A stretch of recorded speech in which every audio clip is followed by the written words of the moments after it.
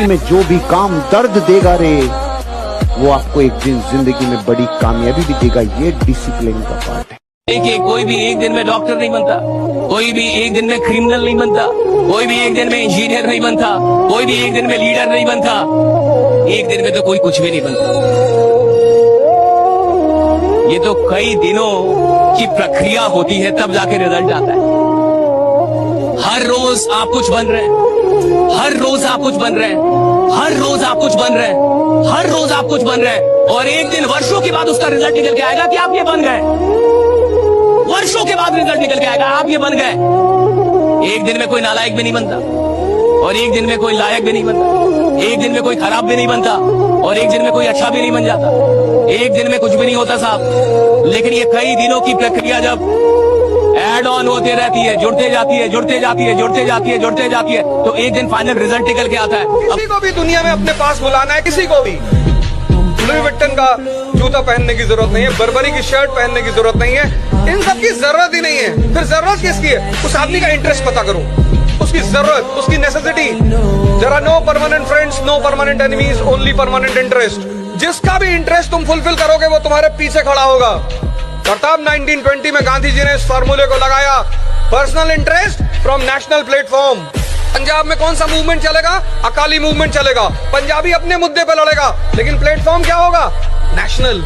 इसको बोलते हैं अंडरस्टैंडिंग। बेटा, अपने सपनों के लिए इतनी मेहनत करिए आप ना कि एक दिन आपसे मिलना लोगों के लिए सपना बन जाए, और उसका समय अभी है। जान लगा दीजिए। मैंने देखा ना, बहुत से बच्चे होते हैं, सर एक सेल्फी, सर एक सेल्फी, सर आपके साथ एक सेल्फी। ले लेता हूँ मैं, मेरे को क्या, मैं कौन सा आप ही जैसा हूँ। बहुत से बच्चों को देखता हूँ, बड़े बड़े फिल्म स्टार, सर एक सेल्फी, सर एक सेल्फी। मैं बच्चों को हमेशा हर जगह बोलता हूँ, इतने बड़े बन जाओ कि मैं तुम्हारी गाड़ी के पीछे भागूं सेल्फी मांगने के लिए।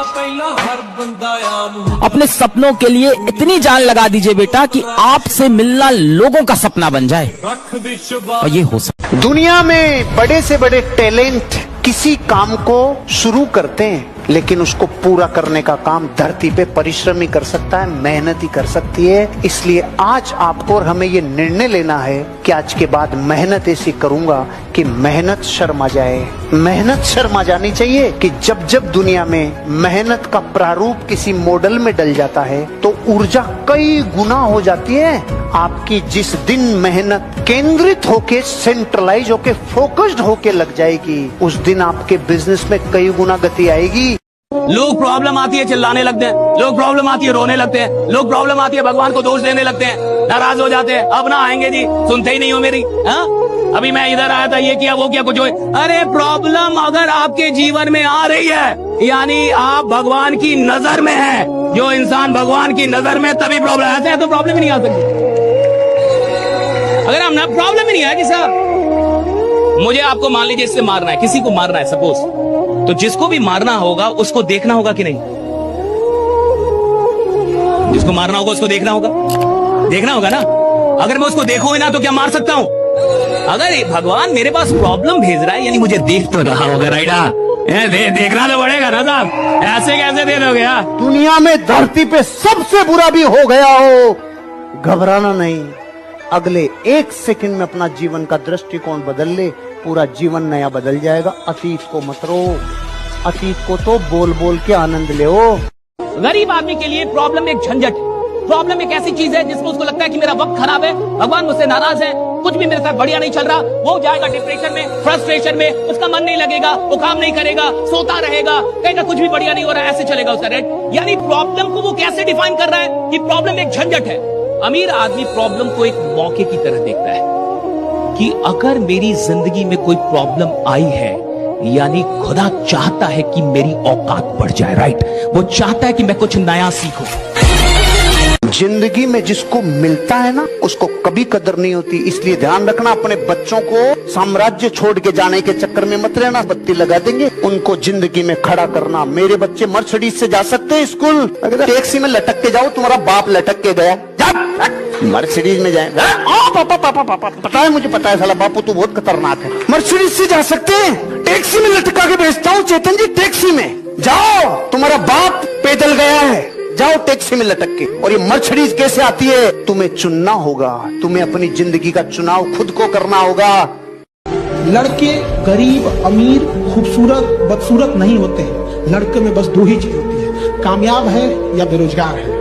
अगर कामयाब है तो जमीन के पत्थर भी सलाम करते हैं, और अगर कामयाब नहीं हुए तो आसमान थूकता है, जमीन गाली देती है कि बोझ है मर जो। छोटी छोटी कामयाबियों से अगर आपका व्यवहार नकारात्मक हो जाता है तो आप किसी बड़ी कामयाबी के लायक ही नहीं है जीवन में। राइडा, जब तुम स्ट्रगल करोगे ना, कोई फटकेगा नहीं तुम्हारे पास। मुझे याद ही नहीं कौन दोस्त, कौन रिश्तेदार, कौन भाई बंद, कुछ नहीं। अब तो मैं अगर किसी के घर मुंडन में ना जाऊं तो लोग नाराज हो रहे हैं। अरे मुंडन में बुलाए ना आए भैया बहुत, अरे भैया पैसा होएगा आप काहे।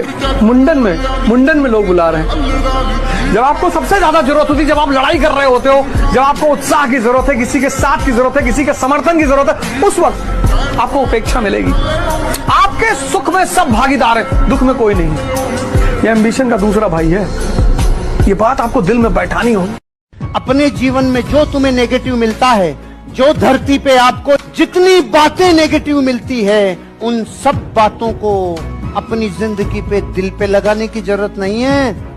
कई लोग आपकी जिंदगी में आपके कानों तक ये खबर पहुंचाते हैं, तुम जिंदगी में कभी सफल नहीं हो सकते। गिलास में डाल, नींबू मिला, शिकंजी बना ले। नींबू तो दे दिया, अब चीनी मिला, शिकंजी बना, मस्त पी जा। क्योंकि दुनिया का काम ये कहना है, आप सफल नहीं हो सकते। कोई पढ़ने में कमजोर है वो अलग बात है, उसने पढ़ाई किया, लापरवाही किया, उसका रिजल्ट नहीं हुआ, वो अलग बात है।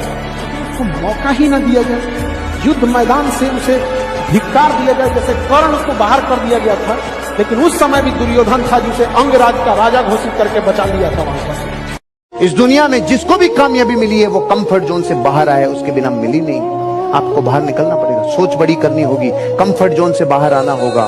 कितने लोग हैं जो ये समझते हैं कि हाँ कंफर्ट जोन से बाहर आना ही होगा। एक कांटा पांव में चुभ जाता है ना, तो कंफर्ट जोन कहता है रहने दे, वो रहने दे, इसको एक चुभ गया वही बहुत है, दूसरा और मत डाले। और जिसको पता है ये दूसरा डाले बिना निकलेगा नहीं, डाल दूसरा निकलेगा। अपने आप को टाइम रहते नहीं कंट्रोल कर पाए, फिर टाइम आपको कंट्रोल करेगा। बहुत कम लोग होते हैं जिनके पास समय और समझदारी दोनों टाइम पे आ जाती है, वरना अमूमन इन दोनों में उल्टा रिलेशन होता है। आप देखिएगा अभी आपके पास बहुत टाइम है, समझदारी उतनी नहीं होगी। एक टाइम आएगा समझदारी बहुत आ जाएगी, टाइम ही नहीं बचा रहेगा। पढ़ाई में इस हद तक मेहनत करना कि तुम्हें जल्दी अपने पैर टिकाने का मौका मिल जाए। पैर टिकाने का मतलब पहली एक नौकरी मिल जाए, आगे बढ़ने के लिए रास्ते बहुत खुलेंगे। अगर तुम्हें नौकरी भी नहीं मिली, तुम्हारी कम्युनिकेशन भी पुअर है, तुम्हें कुछ आता न जाता, तो फिर ये सोचना कि आज से 4 साल बाद 2027-28 में मेरे खर्चे के लिए मैं पैसे किससे मांगूंगी या किससे मांगूंगा। अगर तुम्हें इसका उत्तर नहीं पता तो पढ़ लो। आपने कभी सोचा था कि कैमरा जो दुनिया में है वो मोबाइल में आएगा? कैमरा इंडस्ट्री खत्म। आपने कभी सोचा था कि जो घड़ियां चलती थी वो मोबाइल में आएगी? घड़ियों की इंडस्ट्री खत्म। बैटरी, टॉर्च के बिना जीवन असंभव था, टॉर्च की इंडस्ट्री खत्म। एक मोबाइल ने क्या क्या खत्म कर दिए, और अब दुनिया उस राह पे जा रही है। बैंक खत्म, नोट खत्म, एक विचार। हल्का मत लेना इस बात को। आपके धंधे में कौन सा एक विचार है, ये क्या जब तक इधर ध्यान नहीं दोगे ना, ताकत नहीं लगाओगे, कौन सा विचार? जब तक खुली आंखों से देखते हो तो ऊर्जा बाहर बहती है, आंखें बंद करते हो ऊर्जा भीतर की तरफ जाना चालू होती है। 4 साल में भी अगर कोई ग्रेजुएशन करके कोई अपने पैर पे नहीं खड़ा हो पाया, 15-20 हजार की सैलरी नहीं ले आ पाया, चाहे वो बिजनेस से लाए, फ्रीलांसिंग से लाए, चाहे जैसे भी लाए, बीपीओ ले आए, केपीओ से करके लाए, अगर नहीं ला पाया तो ऐसे कॉलेज को बंद। अरे बेटा, कमाई से कम खर्च करना, कमाई से कम खर्च करना, ये था कि नहीं था हमारे डीएनए में? ये बदल गया। ये बदल गया 1990 के बाद, जब से ऐसा कर्ज मिलने लग गया जो छुपा हुआ है। पहले जब आदमी गांव में कर्ज लेता था ना, तो पूरे गांव को पता चलता था इसने कर्जा लिया है, तो उसको शर्म आती थी। उसको लगता था यार गांव में कर्जा लिया है, इसका पता भी चल गया और कर्ज का हल्ला भी हो गया। अब कभी भी आके कोई सा भी बैंक आपको दे जाता है, पड़ोसी को पता भी नहीं चलता। जब से कर्ज छुप के मिला है, खर्चे आमदनी से ज्यादा करने लग गए, और जब से आमदनी से ज्यादा खर्चा करने लग गए। माँ बाप के लिए एक लड़के की अहमियत क्या होती है? जब एक लड़का पैसे कमाने के लिए अपने सपनों को छोड़ दे, तब समझना कि वो लड़का अपने माँ बाप के लिए जी रहा है।